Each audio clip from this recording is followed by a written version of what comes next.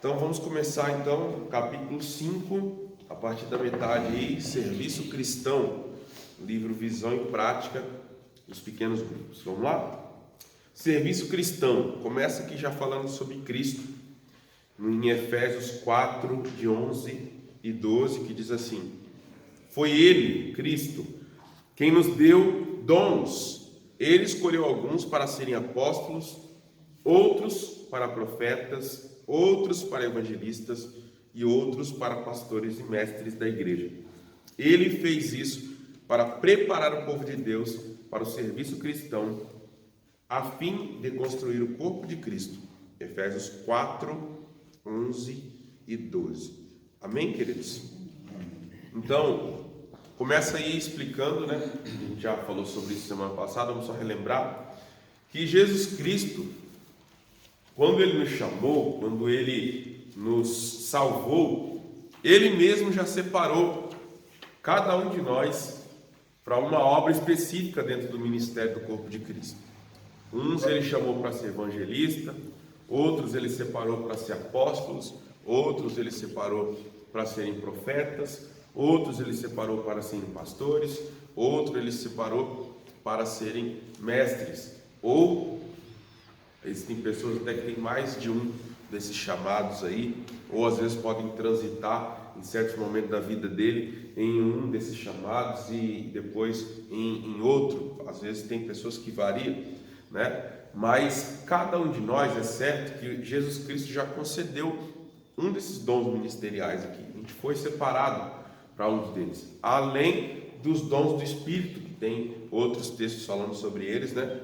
Aqui também o texto vai citar, a gente citou aqui no último parágrafo da página 58, diz assim: no GECEL haverá oportunidade para o dom de liderança, o dom de serviço, o dom do ensino, o dom para aconselhamento, dom para visitar, dom para hospedar, dom de socorro, dom de profecias, dom de diversidade de línguas, dom de interpretação, dom de palavra de conhecimento, dom de discernimento de espíritos, dons de curar, dons para evangelização, dom de exortação, dom para trabalhar com crianças, entre muitos outros.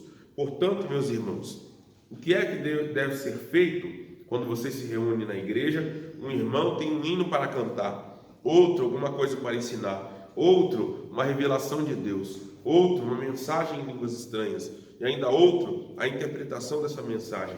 Que tudo seja feito para o crescimento espiritual da igreja. 1 Coríntios 14, 26. Então, aqui deixa claro para a gente que cada um de nós recebeu um dom. Além desses dons ministeriais aqui que Jesus Cristo separou para nós, existem os dons do Espírito que também são dados a nós para a edificação do corpo de Cristo, para a edificação da igreja. Então, na teologia sistemática, a gente tem essa separação aqui entre os dons de Cristo e os dons do Espírito, né? Então, os dons de Cristo são esses aqui, esses 5 que a gente falou, né? Dom de apóstolo, pastor, mestre, né? Evangelista e profeta. E os dons do Espírito, aí são muitos, né? São muitos dons do Espírito, que a gente já citou alguns aqui, e tem ainda outros na Bíblia que ainda não foi citado aqui. Então, é impossível que um crente nascido de novo não tenha recebido dom nenhum. Então, isso aí é muito provável, né? É como se você dissesse assim: existe alguma célula do meu corpo, existe algum membro, algum pedaço do meu corpo que não serve para nada. Será que existe mesmo? De vez em quando tem gente que acha isso, né? Antigamente, o pessoal que tinha muita dor de garganta, né? Eles iam no médico e tal, o médico falava assim: vamos tirar essas amígdalas aí, porque, né, essa amígdala aí não vai fazer falta não, vamos tirar essas amígdalas aí e tal. Aí fazia cirurgia do cara, tirava a amígdala, né? Aí ainda tem gente ainda hoje que tira a amígdala, né? Hoje em dia, alguns estudos mais modernos já têm provado a necessidade e a importância da amígdala, porque ela tem importância no nosso corpo. Então, assim, às vezes a gente olha para certas coisas no nosso corpo e fala assim: para que serve isso? Não serve para nada, mas serve. Pode ser certeza que Deus, que é perfeito, Ele sabia o porquê colocou isso aí no seu corpo, né? Tem algum motivo, tem algum propósito, ele sabe bem o que ele fez, né? A obra de Deus foi perfeita.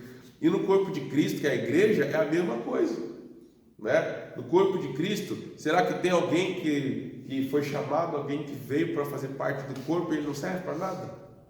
Não acredito nisso, né? Eu acredito que Deus, na sua sabedoria, Deus no seu entendimento, cada pessoa que Ele salva, cada pessoa que Ele chama, Ele confere a essa pessoa uma tarefa, um talento, um dom, algo para servir o corpo de Cristo, para que o corpo de Cristo possa crescer forte, unido e cada um fazendo sua parte, cada um contribuindo com aquilo que Deus colocou na mão de cada um. Amém? E o Gessel vai nos ajudar a descobrir isso, né? O Gessel vai nos ajudar a descobrir os dons, talentos de cada um, a entender melhor onde cada um se encaixa e dando oportunidade para essas pessoas irem fazendo algo do corpo de Cristo. Amém? Até aqui temos alguma pergunta? Não? Dúvida? Podemos ir para frente? Pausa um pouquinho só para mim o negócio aqui. Continuando aí, pode soltar? Página 59. Já pensou no potencial de um grupo que conseguiu reunir pessoas para servirem segundo os seus diferentes dons? O potencial dessa equipe, trabalhando juntos para o crescimento do reino, é algo extraordinário. Isso não é um sonho inatingível. Isso pode ser a nossa realidade por meio dos Gessels, que trabalham para resgatar o serviço cristão por meio dos dons espirituais. O que podemos concluir é que nos Gessels é possível o desenvolvimento de todos os dons e que quanto mais dons existirem no meio do grupo, melhor e mais forte ele será. Então, uma coisa muito importante para nós é aprender a valorizar a diversidade, porque as pessoas hoje em dia, elas têm feito exatamente o caminho inverso, o caminho contrário. A gente vê hoje em dia como as pessoas têm tido dificuldade de entender a visão de uma outra pessoa que pensa diferente, que age diferente. As pessoas querem padronizar todo mundo, colocar todo mundo numa forma só, e todo mundo tem que ser desse jeitinho aqui. E isso é um problema muito ruim, né? Principalmente no corpo de Cristo. O corpo, ele é complexo, ele é completo, cheio de variedade. E como diz a palavra, o olho não pode dizer para o pé, você não faz parte de mim. Nem o pé pode dizer para a mão, eu não gosto de você, né? Não tem isso. E o pé não tem que ser mão, a mão não tem que ser pé, o olho não tem que ser boca, nem a boca tem que ser nariz, nem o nariz tem que ser orelha. Cada um tem que ser aquilo que Deus chamou para ser. E valorizar a diversidade dentro do corpo de Cristo, isso é muito importante. Porque, vou dar um exemplo para vocês. Quando a gente entende o ministério de cada um, você vai entender que a visão daquela pessoa ela é focada naquele ministério. Então, vou dar um exemplo. O pastor, qual que é a preocupação maior do pastor? Falando em 5 ministérios: o apóstolo, o mestre, o pastor, o evangelista e o profeta. Qual que é a preocupação principal do pastor? O que mais arde no coração do pastor?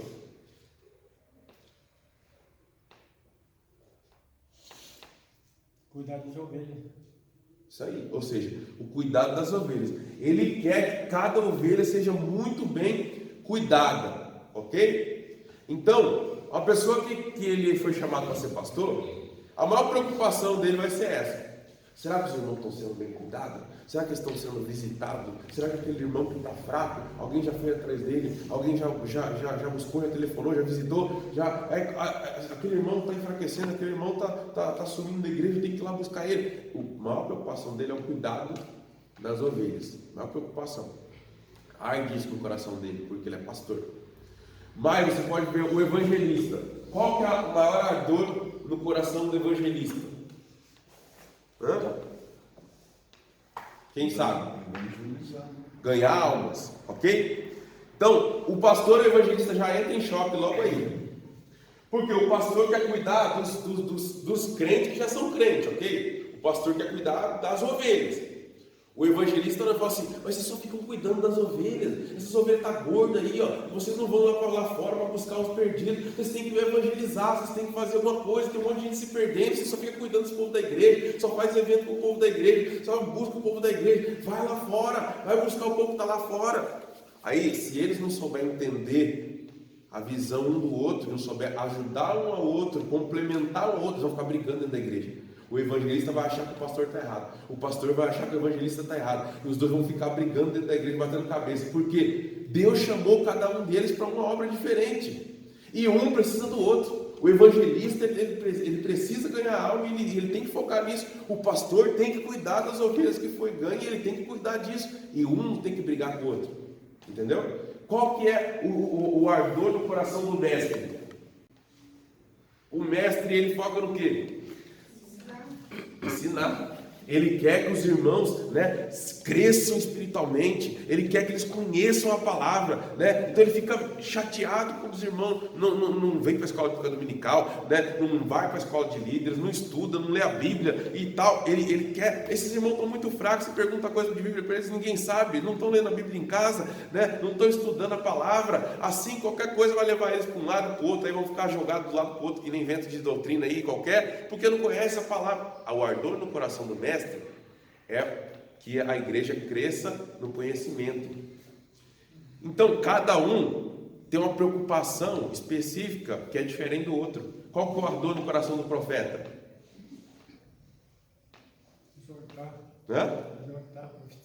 Também. Ou seja, é corrigir do pecado, do erro. O que arde no coração do profeta é o seguinte: esses irmãos estão ficando carnal.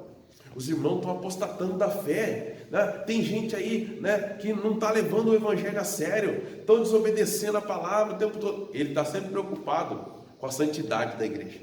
Ele está sempre preocupado com a santidade dos irmãos. Ele quer os irmãos fazendo a vontade de Deus. Ele quer os irmãos no centro da vontade de Deus. A preocupação dele é a preocupação de Deus. Então, o foco do profeta é esse.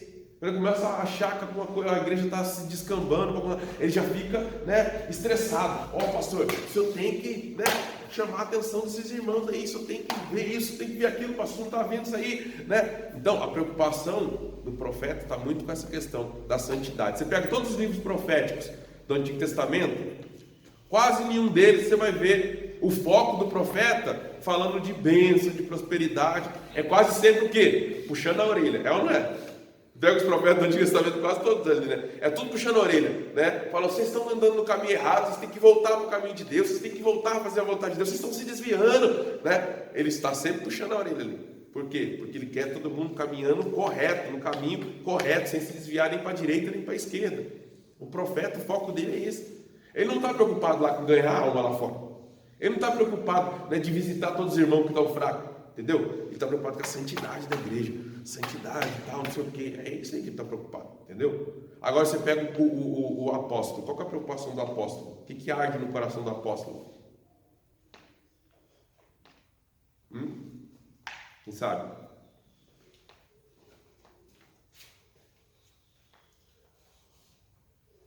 O que arde no coração do apóstolo é a expansão da igreja, é a expansão do evangelho. O apóstolo está preocupado, né? Nós temos que formar líderes, porque a gente tem que abrir congregação, a gente tem que abrir igreja no outro bairro, porque nós temos que expandir, o evangelho não pode ficar preso, a igreja tem que se espalhar, nós temos que crescer, nós temos que alcançar os lugares que não foram alcançados, a gente tem que mandar missionário lá para a África, lá para a Europa, lá para os outros lugares onde está morrendo o evangelho. A preocupação do apóstolo é a expansão do reino, a expansão da igreja, do corpo de Cristo, expansão. Então ele está preocupado em tudo que tem a ver com a expansão da igreja, com a expansão do reino. Essa é a preocupação do apóstolo. Então, o que acontece? Cada um desses 5, eles se complementam um ao outro. Mas quando a gente não valoriza a diversidade, a gente quer que todo mundo pense igual, que todo mundo faça do mesmo jeito, a gente mata os outros ministérios, entendeu? Se o pastor principal, digamos, eu sou o pastor principal, o presidente da igreja, vamos dizer que eu sou pastor, título pastor, mas o meu ministério é pastor. Aí o que acontece? Eu não sei respeitar a diversidade, não sei respeitar que cada um foi chamado por Deus para uma área. Eu vou querer o quê? Que todos os meus obreiros sejam pastor que nem eu. Aí eu mato o evangelista, aí eu mato o profeta, aí eu mato o mestre, eu mato o evangelista e falo assim: você fica se preocupando com evangelizar. Rapaz, eu tenho um monte de gente dentro da igreja, morrendo dentro da igreja, um monte de irmão fraco, você está querendo evangelizar. Vamos corrigir aqui primeiro, aqui dentro, para depois ir lá fora. Aí eu mato o evangelista. Aí eu mato o profeta. Você está pegando pesado demais para os irmãos, né? Tem que ser mais brando aí, mais devagar. Se você ficar apertando demais assim, ó, o pessoal vai todo embora, vai para outra igreja lá com a porta mais larga, entendeu? Aí eu mato o profeta, entendeu? Aí o mestre fala assim: você quer estudar demais, você está focado muito em estudo, teologia demais vai atrapalhar, entendeu?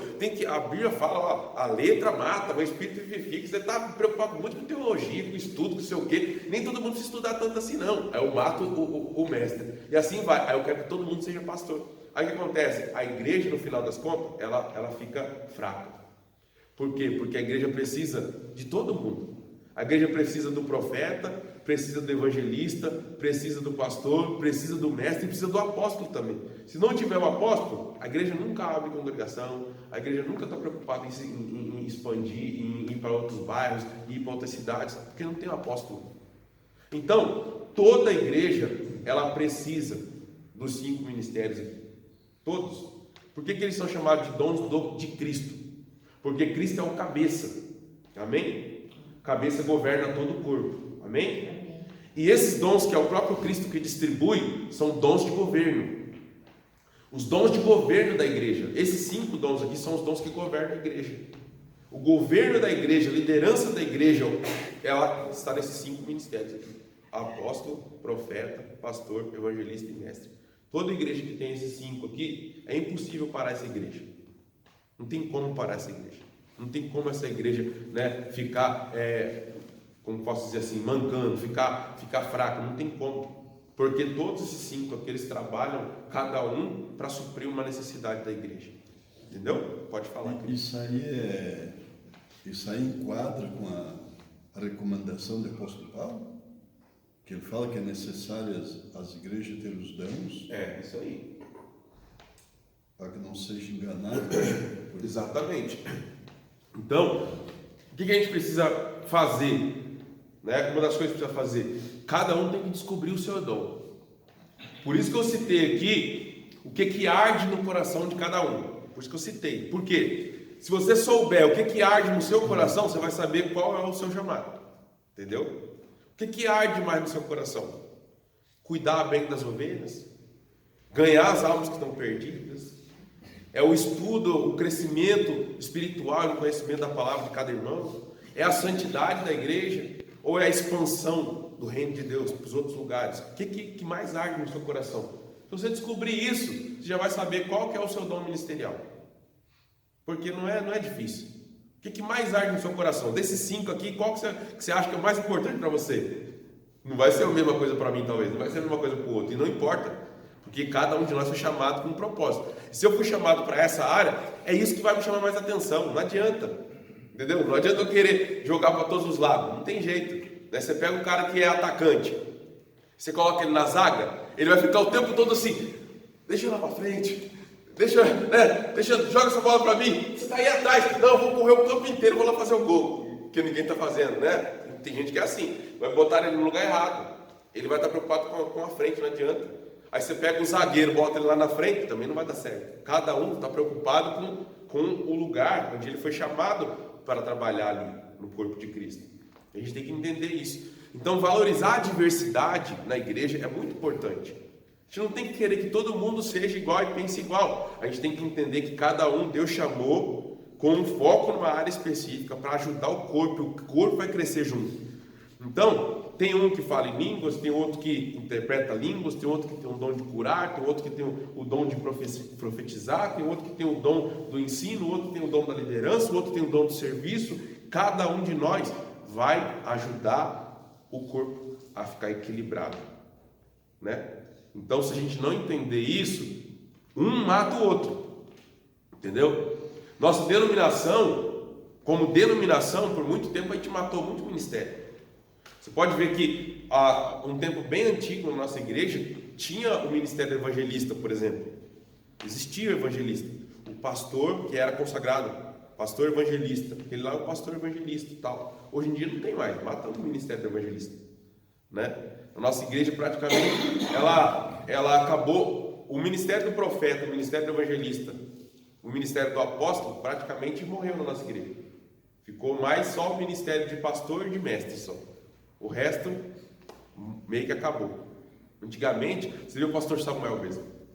O pastor Samuel, apesar de ele ter, né, um ministério de pastor, bem claro na vida dele, mas você pode ver que ele foi um dos pastores da nossa região que mais fundou a igreja. E isso é o quê? Apóstolo. Isso é um ministério apostólico. Você pode ver que o pastor Samuel, mesmo do jeito assim, que às vezes ele não parece tão dinâmico, mas ele tem o dom do apostolado. Ele sempre pensa, né, na expansão da igreja. Quando eu estava em Baiti, por exemplo, ele às vezes estava pregando, ele falava assim, ele falava direto isso, eu preciso de 10 homens aqui nessa igreja, 10 líderes, 10 pessoas aí, para a gente abrir 10 novas Wesleyanas aqui nas cidades em volta. Ele falava direto isso. E foi surgindo, entendeu? Foi surgindo. Márcio, eu, Danilo, Pastor Júnior, todos nós saímos de lá de Baiti e fomos abrir igreja em outro lugar. Então, assim, porque ele tinha essa visão apostólica, entendeu? Então, cada um tem que encontrar qual que é o seu chamado, o que Deus deu para você. Porque quando a gente descobre isso e coloca isso em prática no corpo, a igreja cresce, a igreja expande, a igreja prospera. Então, às vezes o que falta, né, a gente entender qual foi o dom que Deus me deu, qual foi o dom que o Senhor me concedeu e como eu posso utilizar ele para ajudar o corpo de Cristo, né, a crescer. Fala. Eu ia dizer que o apóstolo ele não se restringe às quatro paredes do tempo, né? Ele vai fora. Fala. Algumas vezes eu acompanho o pastor Samuel, ele ia fazer oração lá no DR, Departamento de Estrada de Rodagem, lá tinha uns homens lá que ouviam ele a cada manhã, uma vez por semana. Depois ele ia lá no CRAS, tinha um dia para ele visitar o CRAS, fazer oração lá, na prefeitura. Então os relacionamentos que ele tinha em sociedade, ele abria uma porta para estar lá uma vez por semana, no núcleo de educação. Então esse ardor, né, de estar onde o povo está e ele é bem ouvido, bem aceito, né? Daquele jeito manso dele, né? Ele tinha as portas abertas para estar lá orando com as pessoas. E por algumas vezes ele foi homenageado na Câmara de Vereadores, né, como cidadão lá, honorário, por conta disso, de olhar as áreas da sociedade onde precisa, não só as quatro paredes. Também isso é uma construção também, né? Porque tantos anos que ele morou lá. Você vê que ele ficou lá, sei lá, 16, 17 anos, não sei. Mas é uma construção que você vai ganhando a confiança da comunidade, né? Você vai ganhando a confiança de certas pessoas e isso vai abrindo portas, né? Vai abrindo oportunidades para você entrar em lugares que talvez você não conseguiria entrar. Com um ano só de pastorado, você não consegue às vezes isso, né? Exatamente. E aqui na Cláudia também, ele era capelão ali no Hospital Evangélico, então ele abriu, tinha... Toda quinta-feira ia um grupo de irmãs fazer o culto lá. Primeiro ia visitar os enfermos, ajudar a dar banho, preparar as pessoas enfermas. Primeiro ele abriu um espaço lá, conversou lá, eles deram um espaço na tinha carteirinha. A gente ia lá, visitava os doentes de manhã, ajudava a dar banho. Os que estavam bons para andar, nós levava para a capela para assistir o culto. E ali foi, olha, que era uma benção, 10h30 o culto. Que benção, os que podiam andar, a gente já se preparava, eles levavam para o culto. Depois terminava o culto, levava para o quarto, tudo com a responsabilidade dele, que ele falou lá com os capelões lá, e eles concederam essa parte. Toda quinta-feira era a Dona Cláudia que administrava o banho e levar as pessoas para o culto e depois levar no quarto. Então já tinha um grupo de irmãs já preparado com carteirinha, tudo nós já tinha carteirinha, né? Para poder entrar no Hospital Evangélico, visitar e preparar as pessoas. Foi benção tanto para nós como para aquelas vidas que estavam precisando, né? Verdade. Então é isso, encontrar o seu dom, né, e colocar ele em prática. Isso toda igreja é edificada, entendeu? Então, por exemplo, com o dom dele que ele encontrou e a porta que foi aberta ali, vários irmãos aqui foram abençoados, né? Porque a gente não é só abençoado quando a gente recebe, a gente é abençoado quando a gente serve. Sim. Então os irmãos que estavam indo lá e fazendo, eles estavam sendo abençoados. Você tá colocando o seu dom em prática, você está servindo, você está ajudando, isso faz com que você cresça, né? Isso faz com que você se sinta feliz, não é verdade? Então isso é muito bom. E a gente precisa entender bem isso, senão a gente acaba às vezes matando o dom do outro irmão. Isso é muito preocupante. E na igreja isso aconteceu muitas vezes. Porque a gente queria que todo mundo fosse igual e fizesse a mesma coisa. E isso não é o que o próprio Espírito Santo faz com a igreja. Você pode ver aqui, né? Diz que cada um, quando você chegar, vai se reunir. Cada um aqui vai ter uma coisa. Um vai apresentar um cântico, o outro vai ensinar, o outro uma palavra de revelação, o outro uma mensagem em língua estranha, o outro uma interpretação. No final das contas, todos serão edificados. Assim é o corpo de Cristo, né? Então, lá no GECEL, isso favorece muito, porque como não é uma liturgia rígida, né, e várias pessoas podem participar, a gente está na reunião ali aberta e várias pessoas participam o tempo todo da reunião, então cada um ali traz alguma coisa que o Espírito Santo colocou. Então o Espírito Santo te deu uma palavra, né, você vai lá e compartilha. Te lembrou de um testemunho, você vai lá e compartilha, né? Te lembrou de alguma coisa, uma experiência que você viveu, você vai lá e compartilha. Tudo isso, né, isso agrega a todas as pessoas do grupo, a gente cresce junto, vai aprendendo e sendo edificado junto. Então, continuando aqui, para a gente ir para o final dessa parte aí, tem muitos textos, esse ponto aqui de serviço cristão, tem muito texto aí, é muito texto. Se eu ficar lendo aqui, não vou ficar 2 horas só lendo essa parte aqui. Vou lá para a página 61, para a gente terminar, segundo parágrafo aí. Resgatar os dons espirituais é a nossa única opção. Só é possível realizar a obra de Deus na força dele e na capacidade dele. Terceiro parágrafo aí na página 61, do lado esquerdo aqui. Do lado direito, perdão. Não podemos deixar de nos lembrarmos da maravilhosa parábola dos talentos. Apesar de talentos não ser uma palavra para habilidades, mas sim é uma moeda, dinheiro, nela encontramos 3 tipos de pessoas. Uma que tem capacidade para receber 5 talentos. Outra tem capacidade para receber 2 talentos. E a terceira tem a capacidade para receber 1 talento. Segundo a capacidade de cada um deles, todos foram agraciados com uma certa quantidade. Ocorre que os 2 primeiros foram diligentes. O que é diligente? É uma pessoa que trabalha duro, trabalha arduamente, uma pessoa que se esforça. Eles foram diligentes em trabalhar com os talentos recebidos, foram capazes de multiplicá-los. O terceiro, que havia recebido apenas 1 talento, dotado do sentimento de medo e de uma compreensão equivocada de quem era o seu Senhor, enterrou aquele talento. O que queremos destacar aqui é que o Senhor, daqueles 3 homens, confiou a eles, segundo a capacidade de cada um, uma medida de talentos, conforme a capacidade de administrar de cada um. O que esse Senhor esperava era que todos eles fossem diligentes para multiplicarem aqueles talentos. Todavia, aquele que recebera apenas 1 trouxe ao seu Senhor um prejuízo, ao resolver enterrar aquilo que lhe foi confiado. A fala final dessa parábola, contada por Jesus, é terrível. O Senhor respondeu: servo mau e negligente. Então, negligente é o inverso de diligente, ok? Então, a gente falou aqui, né? Diligente é trabalho árduo, trabalho duro. E negligente é o quê? Trabalho relaxado, entendeu? Negligente. Então, você sabia que eu colho onde não plantei e junto onde não semeei. Então você deveria ter confiado o meu dinheiro aos banqueiros, para que quando eu voltasse, o recebesse de volta com juros. Tirem o talento dele e entreguem-no ao que tem 10, pois a quem tem, mais será dado, terá em grande quantidade. Mas a quem não tem, até o que tem lhe será tirado. E lancem fora o servo inútil nas trevas, onde haverá choro e ranger de dentes. Então, é uma palavra dura, né? Uma palavra forte. Por quê? Porque aquele que recebeu 1 talento, A Bíblia fala que cada um recebeu segundo o que tinha capacidade para administrar. Ele tinha capacidade para administrar um talento, mas ele preferiu o quê? Preferiu ser negligente. Preferiu enterrar o talento e dizer assim, vou deixar enterrado aqui, pelo menos eu não perco.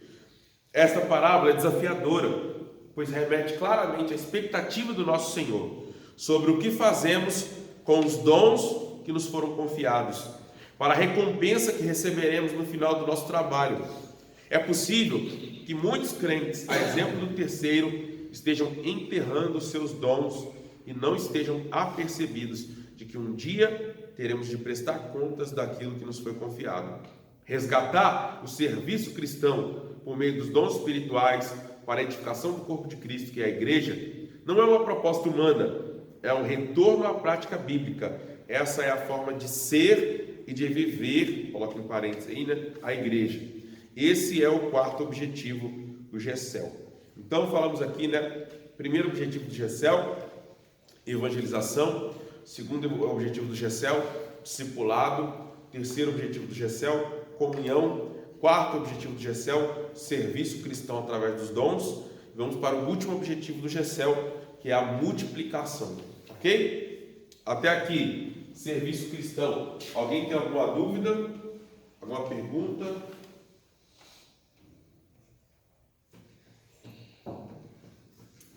Algum comentário? Posso agregar aí valor a gente, a nossa aula? Não? Sim? Eu não consegui entender aqui lá essa parábola. Oi? Essa parábola eu não consegui assimilar ela. Em qual sentido? Sobre os talentos.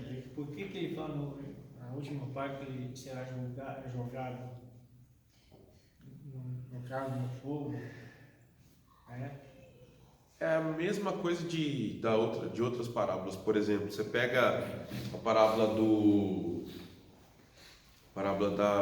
da videira. O que ele fala lá? Eu sou a videira e vocês são os Ramos. Todo ramo que estiver em mim e dá fruto, o que eu faço? Podo. Eu podo, né? Limpo para que dê mais fruto Ainda. Mas todo ramo que estiver em mim e não der fruto, faz o quê? Cortado e lançado no fogo. Cortado e lançado No fogo. no fogo. Então, é sempre a mesma coisa. No sentido de que eu não posso estar em Cristo e não dar fruto. Não existe essa possibilidade. Eu não posso, estando em Cristo, eu não querer dar fruto. Não pode. O Senhor não aceita isso. O fato de você estar em Cristo e não querer dar fruto, mostra que você é rebelde. Entendeu? Você é rebelde, você não está de acordo com a vontade do próprio Deus. Porque se Deus, né, é a videira, ele não tem falha nele, não tem erro nele, né? Ele é perfeito, a videira é perfeita. Se eu estou ligado com ela, eu tenho obrigação de dar fruto. Se eu não dou fruto, estou sendo rebelde. Se eu não quero obedecer ao que está vindo do cabeça, a direção do líder, a direção que é Jesus. Eu não estou aceitando. Então, por isso eu não dou fruto. Então, eu vou ser cortado. Porque Deus não aceita rebelde. Por que Satanás foi expulso do céu? Porque ele foi rebelde, né? Foi desobediente. É a mesma coisa. Isso está na Bíblia inteira. Você vai ver sempre a Bíblia falando sobre isso. Lá na frente, quando vai falar sobre a disciplina dentro da igreja, né? Lá no livro dos apóstolos, já no final do Novo Testamento, fala assim que alguns apostataram da fé, né? Outros saíram. Aí Paulo fala assim, esses que saíram, eles nunca foram dos nossos, por isso que eles foram tirados. Fala assim, o ímpio não permanecerá no meio da congregação dos justos. Já ouviram esse texto? Por quê? Porque o próprio Espírito Santo, ele faz questão de fazer a limpeza da casa. Sabia disso? Ele faz a limpeza. Tem gente que se perde, tem gente que abandona, tem gente que enfraquece por causa de situações, problemas do dia a dia mesmo, coisas que acontecem na igreja, relacionamentos que às vezes estão quebrados. A gente precisa buscar assim, precisa ir atrás, precisa fazer a nossa parte. Mas tem uns que é o próprio Espírito Santo que tira. Sabia disso? Tem. Porque a Bíblia está falando, o próprio Senhor, ele arranca alguns galhos da videira. e ele joga fora. É o próprio Senhor que faz isso. Se isso foi feito com o próprio Israel, gente. Israel, que era o povo escolhido, Abraão, né, o pai da fé, né, Israel, a nação dele. Deus fez isso com o próprio Israel. Nós fomos enxertados no lugar que era de Israel. Não está escrito isso na Bíblia? Que o lugar era deles, que eles são a videira original, né? E nós fomos enxertados, eles foram retirados. E nós fomos enxertados. Por que eles foram retirados? Por causa da rebeldia, que não aceitaram o próprio Filho de Deus, enviado para eles. Eles não aceitaram. Então eles foram arrancados. Não é isso que está escrito lá? Paulo fala sobre isso. Eles foram arrancados e nós fomos enxertados no lugar. Então, assim, o próprio Espírito Santo, ele se encarrega de fazer a limpeza. Ele faz a limpeza da árvore. E às vezes tem alguns galhos que ele arranca. Entendeu? Ele arranca e joga fora. Há esperança para esse galho? Se ele se arrepender, né, pedir misericórdia a Deus, lógico que tem a esperança. Ele pode ser trazido de volta.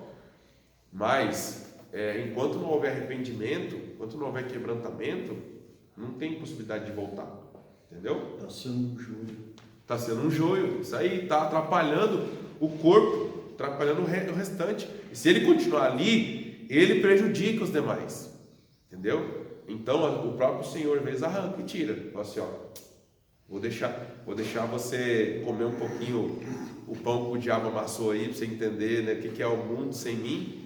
Se você se arrepender, eu trago você de volta. Lembra da história lá do Nabucodonosor?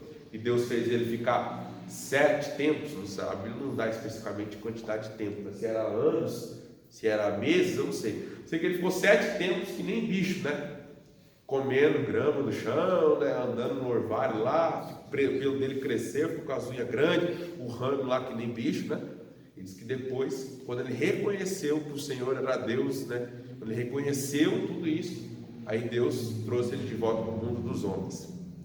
Então, e não foi isso que dizia a profecia lá, que Daniel viu, né? E diz que havia uma árvore muito grande, né? E todo mundo se abrigava debaixo da sombra daquela árvore, não sei o quê. E aí veio o machado e veio bem na raiz ali da árvore, pum, e decepou tudo. E o grande foi aquela queda. E Daniel estava profetizando o próprio Nabucodonosor, ou seja, ele era a grande árvore, ele era o imperador de um dos maiores impérios, né, que já existiu na terra, que foi o Império Babilônico, foi um império gigantesco. Todas aquelas nações ali estavam debaixo dele, né, sob a autoridade dele. E veio aquele machado, né, e pum, cortou a árvore. Foi o que Deus fez com ele, derrubou ele, fez ele ficar lá que nem bicho, 7 tempos ali, que nem bicho. Mas depois Deus teve misericórdia e trouxe ele de volta. Quando trouxe ele de volta, o que ele fez? Vai lá ver Daniel, depois você vai ver o que ele escreveu lá, né? Ele falando que realmente o Senhor, né, é o Deus Todo-Poderoso, que todo mundo tinha que adorar ele e tal. Ele reconheceu quem era Deus, ele reconheceu a grandeza de Deus, né? E ele adorou o Deus de Daniel. Então, entender isso é importante para nós, porque às vezes a gente acha que não, todo mundo vai ficar na igreja, ninguém vai sair, ninguém vai se perder. Não é bem assim. Não é bem assim. Tem gente que o próprio Espírito Santo tira, gente. Entendeu? E às vezes não é definitivo, não é que ele vai morrer, né, no inferno, mas às vezes Deus tem que tirar para que ele possa, né, reconhecer o erro dele, para que ele possa ver o caminho que ele está trilhando e para que ele não contamine outras pessoas. E às vezes isso acontece, tá? Então a gente tem que entender isso também, né? Cabe a nós pedir orientação do Espírito Santo para a gente entender isso. Quando é aquela pessoa que está fraca, que eu preciso buscar, preciso cuidar, preciso ir atrás. E quando é alguns que a gente tem que entender, eu acho que isso aí é obra de Deus, é obra do Espírito Santo mesmo. Deixa Deus trabalhar, vamos só orar por essa pessoa, ora e deixa na mão do Senhor, porque acontece isso, entendeu? Nem sempre é fácil a gente saber, nós como ser humano, discernir isso, não é fácil, não é nada fácil, tá? Mas a gente precisa buscar essa direção aí do Espírito Santo, né? Mais alguma questão aqui? Deu para compreender aí, meu presbítero? Obrigado. Então, por aí. Ou seja, Deus não vai aceitar a nossa desculpa.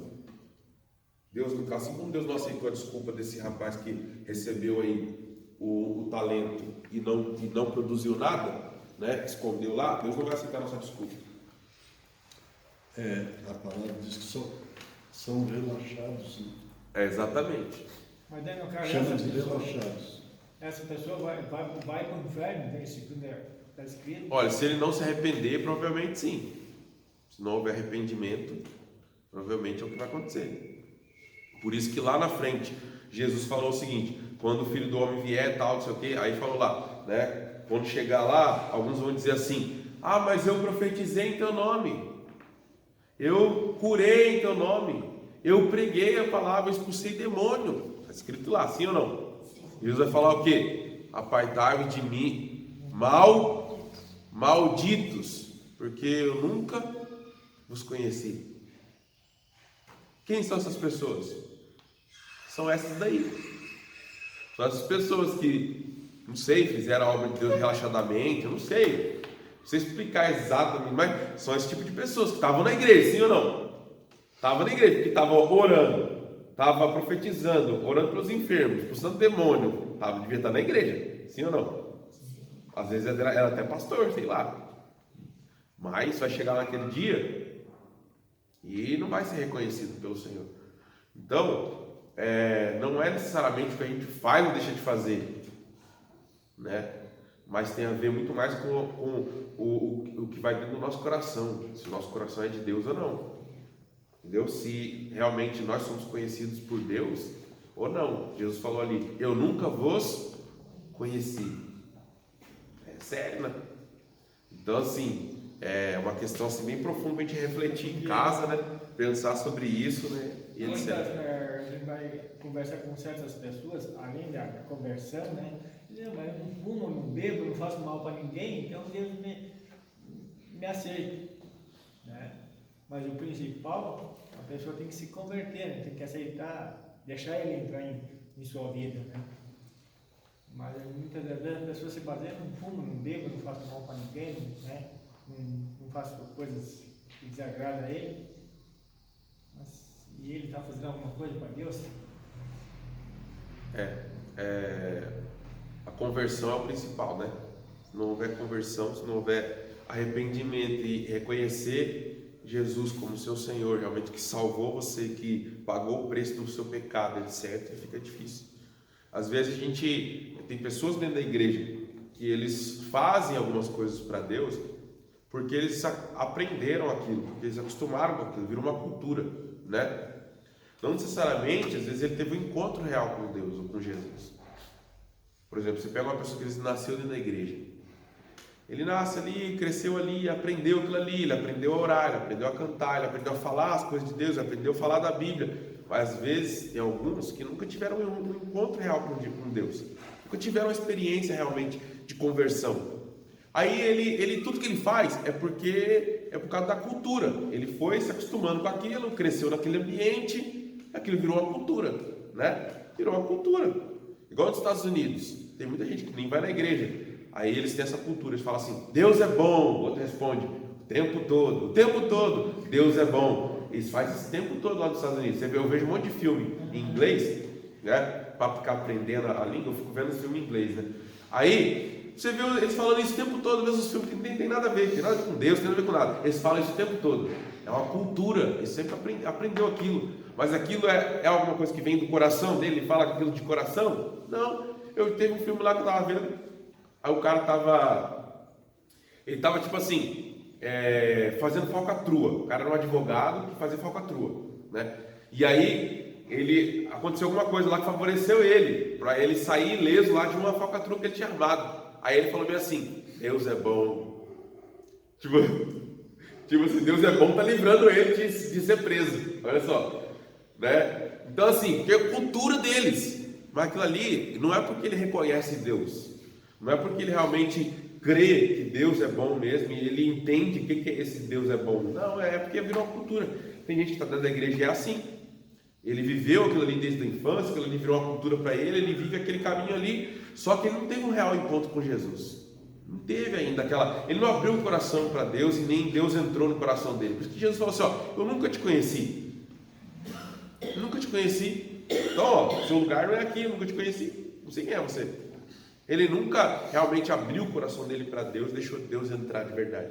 Não, ele ficou ali né, vivendo aquela coisa assim meio de, eu estou acostumado com isso aqui, vou fazer isso aqui, isso aqui que eu aprendi, vamos nesse caminho. Então a gente tem que tomar cuidado com isso, né? A gente não pode ser crente convencido, a gente tem que ser crente convertido, né? São coisas diferentes, né? No caso aí da rotina, não o tempo da avó. Minha avó me ensinou a fazer para a direita, não. Parece que não, minha avó aprendeu para mexer com a minha do lado direito, então tem que ser do lado direito. O católico, esses tempos eu estava conversando com um rapaz que. Consegue falar um pouco mais alto, senão não sai aqui. Conversando com uma pessoa, e um amigo meu, aí passando na frente da igreja, ele fez o sinal da cruz. Eu disse, mas por que? Não sei, a minha mãe, meu pai, eu continuo fazendo, mas você sabe. Ele passa na frente do cemitério, faz sinal da cruz. Passa na encruzilhada, faz sinal da cruz. Passa na frente da igreja, faz sinal da cruz. Passa na frente do hospital, faz sinal da cruz. Por quê? Aprendi assim, né? Vai fazendo, né? É por aí, né? Então a gente tem que vigiar porque a gente nunca sabe. Em algumas, eu já ouvi um estudo que o verbo conhecer lá no original, não sei se em todas as vezes que aparece isso, mas diz respeito à relação sexual, né? Também. Intimidade. Não é que só diz a respeito a isso. Não só isso, mas porque na verdade no Antigo Testamento, né, principalmente no Antigo Testamento, tinha algumas coisas que eles não escreviam a palavra que entre aspas pudesse parecer uma palavra, pudesse parecer chula ou pudesse parecer muito escandalosa, até porque eles ensinavam a Bíblia para as crianças, né? E as crianças desde pequenas tinham que decorar a Bíblia. Com 12 anos, um adolescente tinha que saber os 5 livros lá do Pentateuco de cor. Então, eles tinham algumas coisas que eles não escreviam. Então, quando você vê lá no Antigo Testamento, algumas vezes está escrito lá, Isaac conheceu a Rebeca. Não é que ele conheceu a Rebeca, ele teve lá relações sexuais com ela, né? Então, assim, por que eles colocam uma palavra diferente? Porque era para que os adultos entendessem, as crianças não. Então, tem muito isso lá no Antigo Testamento, muita palavra que não significa, na verdade, aquilo, né? Quer significar outra coisa. Mas pode falar. É isso que você colocou aí, que nunca vos conheci, né? De repente, ele estava dizendo, você nunca teve intimidade comigo, né? Nunca permitiu que eu chegasse no seu coração, como foi falado agora aqui. É mais ou menos por aí, né? Tem a ver com intimidade. Conhecer na Bíblia, o verbo tem a ver com intimidade, não só com a questão de você saber que a outra pessoa é outra pessoa. Eu conheci a irmã Helena, que eu estou sabendo quem ela é, fui apresentar para ela. Não é isso. Conhecer tem mais a ver com intimidade, tá? Então, continuando aí, multiplicação então, a gente temos poucos minutos aí para a gente falar sobre isso. Atos 6:7 diz: crescia a palavra de Deus e em Jerusalém se multiplicava o número dos discípulos. Então, vai aparecer daqui a pouco aqui um negócio que depois eu vou falar sobre isso. Eu não concordei muito não com a forma que o autor escreveu aqui, porque multiplicação é um assunto que está na Bíblia toda, desde o começo. Você vai começar lá no Gênesis e você vai ver Deus falando para Adão e Eva. Ele falou o quê? Qual foi a ordem de Deus para Adão e Eva? Multiplicai, crescei e multiplicai e enchei a terra. Aí, isso aí é desde sempre. Deus falou isso para Adão e Eva. Depois Noé, né? Deus acabou com tudo, começou lá com Noé. O que ele falou para Noé, a família dele? Mesma coisa, crescei, multiplicai-vos e enchei a terra. Depois Deus chama Abraão, né? Aí faz uma promessa para Abraão, fala o que para ele? Abraão, você será uma grande nação, eu abençoarei todas as famílias da terra através de você, né? Aí repete a mesma palavra para Isaac, repete a mesma palavra para Jacó, né? E assim vai. Isso está na Bíblia toda. Aí chega agora no tempo de Jesus. Jesus falou o que para os discípulos? Ide fazer discípulos de todas as nações, né? Ide por todo mundo, pregar o evangelho a toda criatura. Então, multiplicação está na Bíblia inteira, irmãos. Desde o começo até o final está na Bíblia. Multiplicação é uma coisa que está no coração de Deus. Deus, ele quer que a sua obra se expanda, ele quer que seus filhos cresçam, ele quer ter uma multidão de filhos, né? Então, esse é o projeto de Deus. Então eu não posso ter algumas coisas que daqui a pouco eu vou falar aqui, que vou mostrar que talvez foi um erro de construção aqui da ideia do autor. Mas eu acho que multiplicação é uma coisa que a gente tem que entender como um dos fatores assim, principais da Bíblia é a multiplicação. A gente tem que entender isso, né? Então, continuando aí, ó. A multiplicação é o resultado natural de uma igreja que escolheu priorizar a evangelização, o discipulado, a comunhão e o serviço cristão, que é realizado por meio dos dons espirituais. Pula um pouquinho aí, próximo parágrafo. A multiplicação também é a principal estratégia para o crescimento do projeto dos pequenos grupos a longo prazo. Quando se inicia um GECEL, é preciso destacar que a prova do êxito do projeto é a multiplicação. Se ela não ocorre, é um sinal de que o projeto GECEL não está sendo implementado como previsto. É pelo poder da multiplicação que poderemos alcançar um grande número de lares por todos os bairros e ruas de nossas cidades. Sem a multiplicação, vou ler mais um pouquinho, o pequeno grupo estagnará, murchará, definhará e até vai fechar. Isso acontece muito.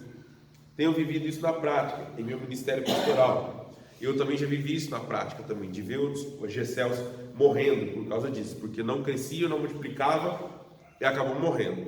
Tive a oportunidade de ver muitos pequenos grupos crescerem vertiginosamente. Todavia, como não estavam programados para a multiplicação, cresceram, chegaram a ter mais de 30 pessoas nas reuniões, permaneceram grandes por algum tempo, em média 2 anos, depois começaram a reduzir gradativamente, 25, 20, 15, 10, 5, até deixar de existir. Quando o GECEL não se multiplica, ele perde seu objetivo final, que é o de gerar outro GECEL. Tudo que é saudável cresce, naturalmente se multiplica. Se não há multiplicação, é porque algo está fora do lugar. A perpetuação de uma espécie está diretamente ligada ao poder da multiplicação. Ovelhas geram ovelhas, líderes geram líderes, pastores geram pastores, igrejas geram igrejas. Logo, GECELs geram GECELs. Isso é o ciclo natural para a perpetuação de uma espécie. Se não houver a multiplicação, a espécie desaparece.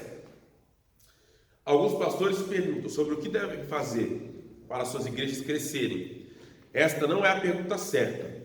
Uma igreja saudável cresce naturalmente, como uma criança saudável se desenvolve, sem que seja preciso fazer algo para o seu crescimento.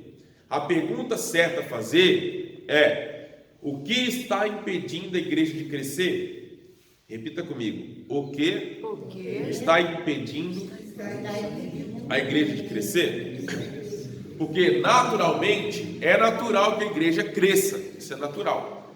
Toda igreja estando saudável, ela vai crescer. Isso é natural. Se a igreja não está crescendo, há um problema. Pega uma criança de 6 anos, 5 anos, leva ao pediatra. Se ela está crescendo, então não tem problema, ela está saudável. Porque uma criança, naturalmente, ela cresce. Se o pediatra avalia a criança e está percebendo que ela não está crescendo, há um problema aí. Por quê? Porque é natural ela crescer. Se ela não está crescendo, tem um problema. Então, a pergunta a se fazer não é: o que eu tenho que fazer para a criança crescer? Não é essa a pergunta. A pergunta é: o que é que está impedindo essa criança de crescer? Por quê? Porque crescer para ela é natural. E a igreja é um corpo, então, e é natural que ele cresça. É natural que a igreja cresça. Quando ela não está crescendo, tem um problema. A gente precisa descobrir qual é o problema.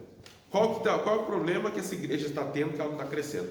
O projeto GECEL foi concebido com um propósito claro, que é o de levar a igreja a um crescimento numérico e espiritual. Desejamos ver a igreja de Cristo se multiplicando ao nosso redor. E para isso estabelecemos 4 áreas que devemos trabalhar objetivamente. Aí eu discordo, né? Porque eu não acho que são 4 áreas, são as 5 áreas aí, né?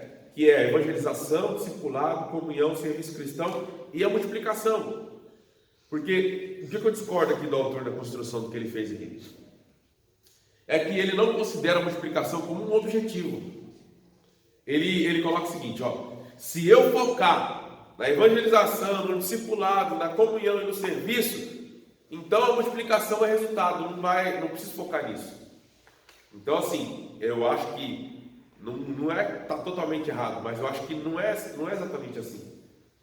Porque se a multiplicação é o objetivo da Bíblia, é o objetivo de Deus, se é a visão de Deus a multiplicação, se Deus da Bíblia inteira fala sobre multiplicação, se em todo o tempo Deus fala sobre multiplicação, Ele fala sobre discipulado, Ele fala sobre evangelização, Ele fala que a gente tem que fazer discípulos. Fazer discípulo é se multiplicar. Então eu não consigo entender que multiplicação não deva ser um objetivo nosso. Eu acho que tem que ser um objetivo sim, e um alvo sim. E pelo contrário, pela minha prática de GECEL, há quase mais de 10 anos já fazendo GECEL, eu tenho, por prática, entendido o seguinte: se aquele GECEL não foca na multiplicação, ele não vai funcionar, vai dar errado. Todo GECEL que não foca na multiplicação, dá errado, ele não consegue avançar e ele morre. Então assim, eu não consigo aceitar e concordar plenamente com essa ideia aqui, de que eu não preciso focar na multiplicação. Não, a multiplicação é só resultado, eu não preciso focar nela. Eu não concordo muito bem com isso aqui. Eu acho que a gente precisa focar sim na multiplicação, tá? Nós somos cooperadores de Deus, como tais, dependemos diretamente dele para que tudo possa acontecer. Aí ele continua aqui, nós devemos preparar o terreno, lançar as sementes, cuidar do que foi plantado. Todavia, o crescimento, a multiplicação e a colheita serão obras exclusivas de Deus. É a obra exclusiva de Deus? Eu não acho que é a obra exclusiva de Deus. Eu acho que é a obra de Deus sim, mas que Ele espera a nossa participação. Ele espera a nossa participação. Até porque a Bíblia fala o seguinte, um plantou, né? O outro regou. Quem foi que deu o crescimento? Foi Deus. Deus. Mas se ninguém tivesse plantado, ninguém tivesse regado, Deus iria dar o crescimento para quê? Para nada. Deus ia dar o crescimento para o vento? Alguém teve que pegar a semente, alguém teve que plantar a semente, alguém teve que regar a semente, alguém teve que adubar a semente, sim ou não? E aí Deus deu o crescimento. Então, não é um trabalho só de Deus, é um trabalho de Deus com o nosso trabalho, é uma cooperação. Não é à toa que Deus nos chama para trabalhar com Ele nos chama para a sua seara, né? Ele nos convoca para isso. Qual é a pessoa, qual é o produtor que coloca a semente na terra e não espera a multiplicação?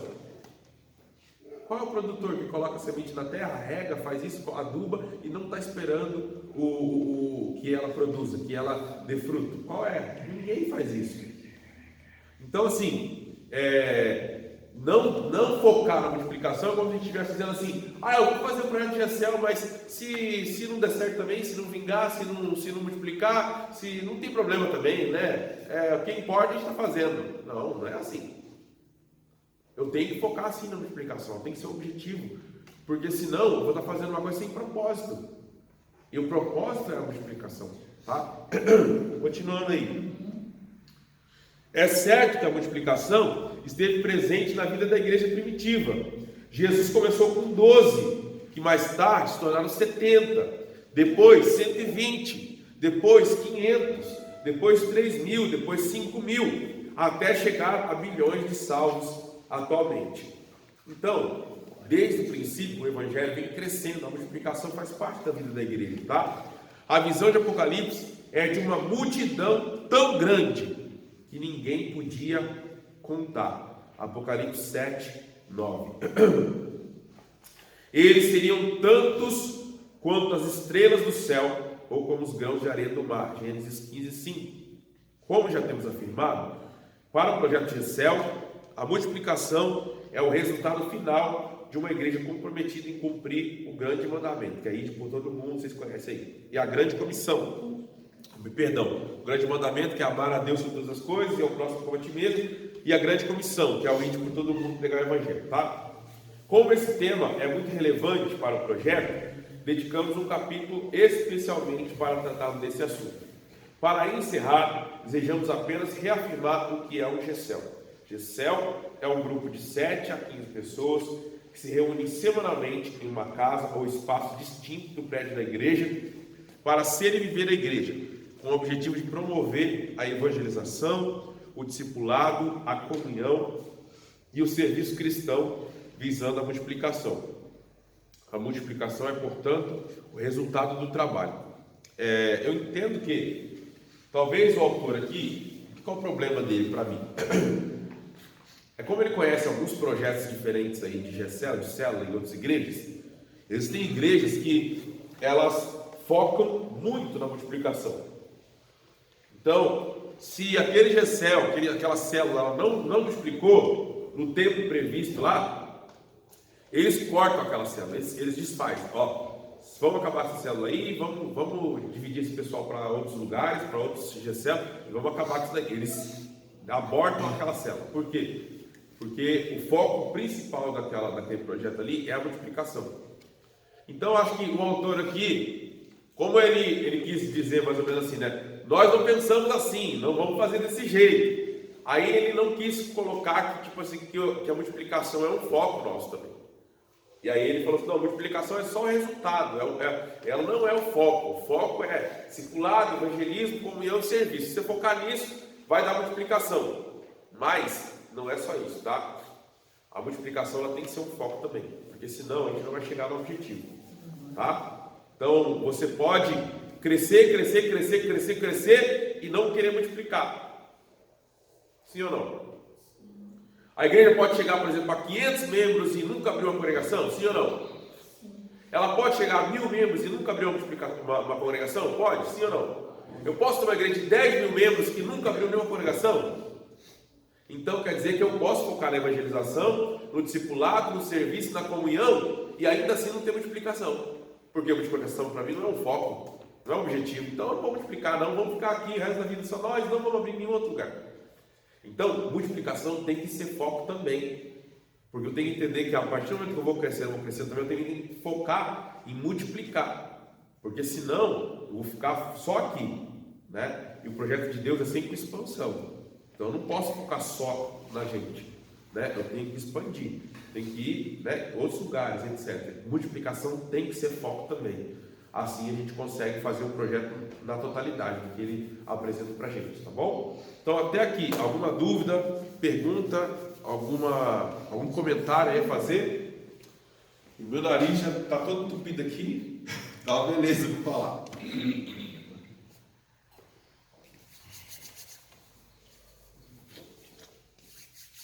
Nenhuma?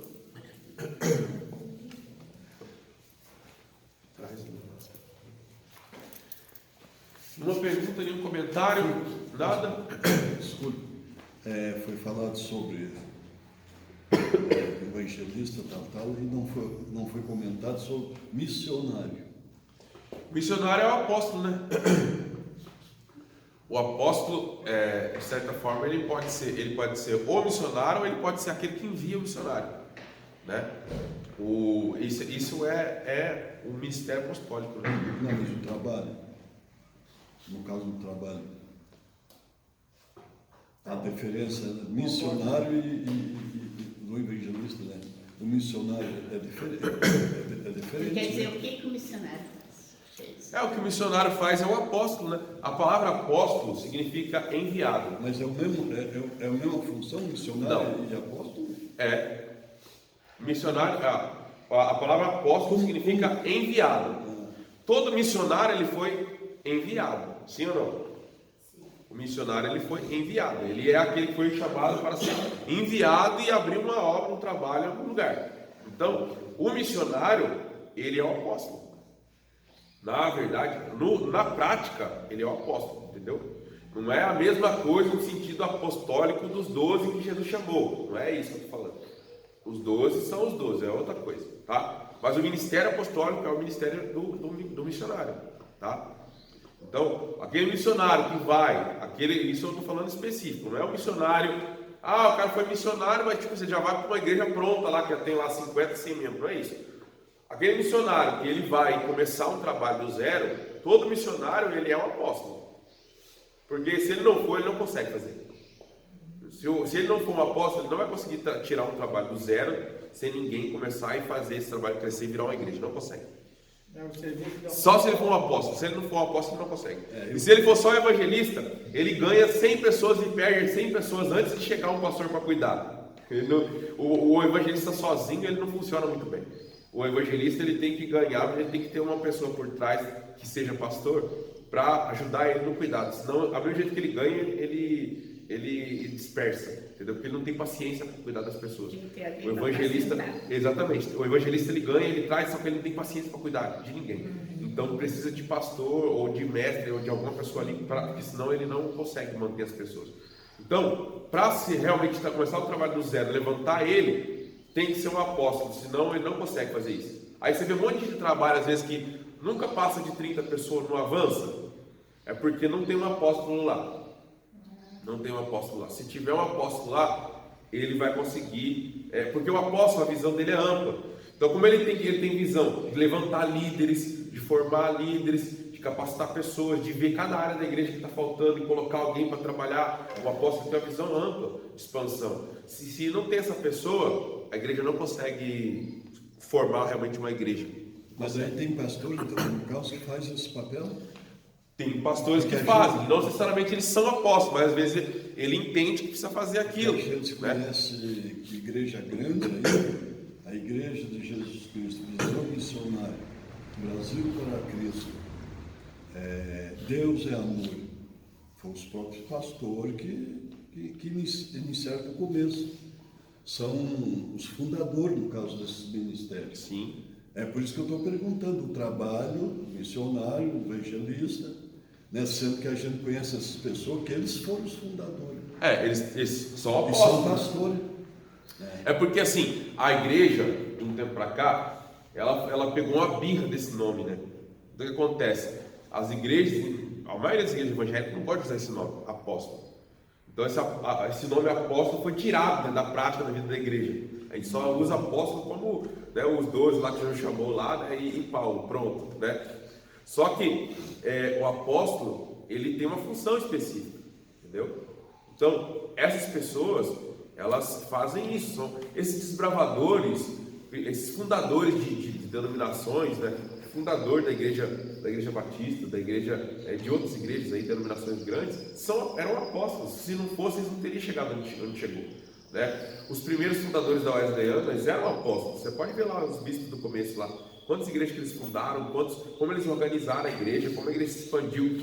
A expansão que a nossa igreja teve nos 10 primeiros anos dela, os 10, 20 primeiros anos da nossa igreja, os últimos 30 anos não conseguiu fazer. Porque os fundadores morreram. E eles tinham dom apostólico. E agora tem surgido poucos apóstolos da nossa igreja, no sentido ministerial. E aí a igreja não está avançando do jeito que avançava antes, porque está faltando apóstolo. Entendeu? Você viu o pastor Samuel Marques Pinto fundou 17 igrejas. Dificilmente se encontra pastor hoje que fundou uma, que começou uma do zero. Dificilmente. Não tem. Por quê? Faltando apóstolo. Cadê os apóstolos? Então, assim, a falta de compreensão e de entender esse tipo de ministério dentro da igreja faz com que esses ministérios morram. Entendeu? Então, como a nossa igreja, que eu falei esse tempo atrás, nossa igreja, ela focou no pastor e no mestre. E aí o que acontece? Ela matou os outros ministérios. Aí às vezes você tem uma pessoa, um pastor, por exemplo, que ele é apóstolo. Ele poderia estar fundando várias igrejas, começando vários trabalhos e tal. Mas o que a igreja faz? A denominação. Não, você tem que ser pastor, você tem que ficar aí, você tem que cuidar desse povo aí e tal, não sei o quê. Aí tolhe ele, prende ele. Aí o que acontece? Ele não consegue fazer. Entendeu? Porque a igreja, a denominação, formatou um jeito, tem que ser desse jeito, pastor. Tal. Aí fica ali, o cara tem que ficar preso aquilo ali, entendeu? Então assim, a igreja hoje, ela está abrindo mais a visão de novo para isso, ela está enxergando que está errado. Porque você pega os últimos 30 anos da nossa denominação, ela não tem crescido. Como denominação, não tem crescido. Então você pega os 20 primeiros anos da nossa denominação, foi um crescimento assim, exponencial. Várias igrejas abertas no Brasil todo, né, e fora. Você pega os últimos 30 anos, entre aspas, trabalhou mais para ficar mantendo as igrejas que foram fundadas há 20 anos atrás, muitas delas enfraquecendo, muitas delas perdendo mesmo, muitas delas morrendo, enquanto que não houve muita abertura de novos trabalhos, não houve. Por quê? Porque faltam apóstolos, entendeu? São os missionários, são os desbravadores, são aqueles que arrancam topo mesmo, sabe? Então, isso é uma coisa que a igreja tem enxergado agora, tem começado a perceber isso, ou a gente corrige isso, ou a igreja, ela morre, né? Porque esses 5 ministérios são essenciais na igreja. Se a igreja deixa de ter um deles, ela vai adoecendo e ela pode chegar até a morrer, né? Então isso é uma coisa séria para a igreja, né? Como denominação, é uma coisa séria a se pensar. Mas, entendeu? Então eu achava que era diferente, né? No caso, missionário, evangelista, né? Que são... Né? O evangelista é uma coisa, o missionário é o apóstolo. O evangelista é evangelista. E o missionário é o apóstolo. Não, entendeu? eu sei. Agora, nem todo missionário que recebe o título de missionário é apóstolo. É isso que você tem que entender. O ministério apostólico é o ministério do missionário. Como Paulo fala assim, eu não quis construir em cima do alicerce que outra pessoa colocou. Eu fui pregar onde o evangelho ainda não tinha sido anunciado. Vocês já viram esse versículo onde Paulo fala? Por que ele foi pregar onde o evangelho ainda não tinha sido anunciado? Porque ele era apóstolo. Ele foi arrancar topo, para começar do zero. Você pega as viagens missionárias de Paulo, todos os lugares que ele foi, não tinha sido pregado o evangelho ainda. Ele foi lá e estabeleceu o evangelho lá. Ele foi lá e deixou uma igreja, fundou uma igreja lá. Às vezes ele ficava 1 ano num lugar, fundava uma igreja, ficava 2 anos num lugar, fundava uma igreja, ficou 3 anos no outro lugar, fundou uma igreja e ia para outro lugar. Entendeu? Ele estabelecia a igreja. Pode ver que o apóstolo, olha o que ele fazia. Ele estabelecia líderes.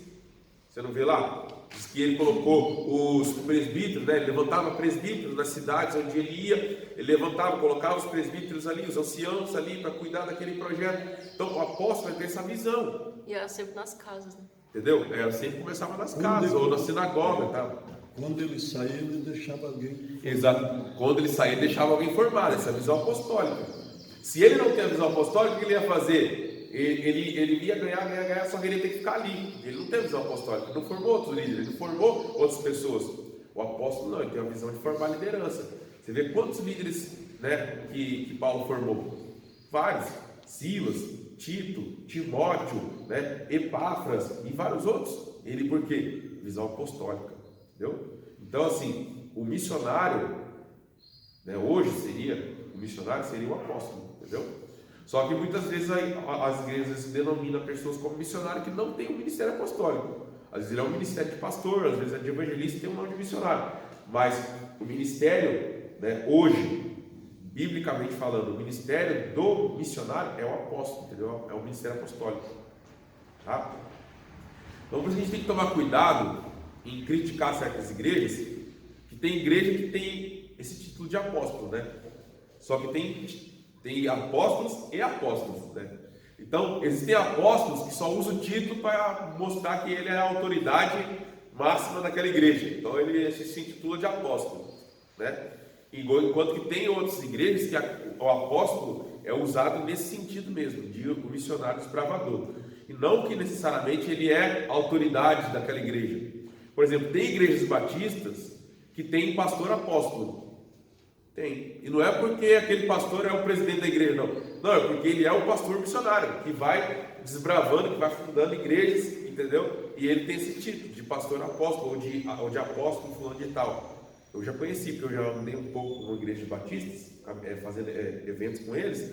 Eu conheci alguns pastores assim, que lá dentro da igreja batista ele é chamado de apóstolo. E ele não é o presidente de nada, ele não é nem o líder de um setor, nada, mas ele é esse pastor missionário, né? Então, assim, entender isso, né, é importante a gente entender, porque senão a gente rotula, não posso chamar ninguém de apóstolo, tem que entender um ministério, né? Ministério apostólico, o ministério apostólico continua existindo. Agora, apóstolo, que nem os 12 lá, não existe mais, isso a gente entende, né? A doutrina dos apóstolos, aqueles que foram levantados por Jesus para estabelecer a doutrina da igreja, apóstolo dessa categoria não existe mais. Era só aqueles ali do Novo Testamento, né? Mas o ministério apostólico, ele permanece. Porque Jesus falou que esses ministérios aí, ó, são para a edificação do corpo de Cristo, até que ele venha. Não tem como morrer. Esses 5 ministérios aí não tem como morrer. Até que ele venha, vai ter que existir evangelista, mestre, pastor, né, profeta e apóstolo. Vai ter que existir. Entendeu? Igual tem outras culturas e outros lugares que também tem pastores, líderes que são chamados de profeta. No Brasil quase não tem isso, né? Mas você vê, por exemplo, na Espanha, no México, em outros lugares aí, existem isso. A pessoa, em vez de chamar de pastor, ele chama de profeta. O ministério dele é aquele e todo mundo chama ele de profeta. Existe muito isso. Profeta fulano de tal, profeta não sei o quê. Procura na internet, vocês vão achar, principalmente fora do Brasil. Na África tem muito isso também. Por exemplo, você vê o profeta T.B. Joshua. Quem que é o profeta T.B. Joshua? É o pastor da igreja fulano de tal lá. Por que ele é chamado assim? Por causa do ministério que ele exerce.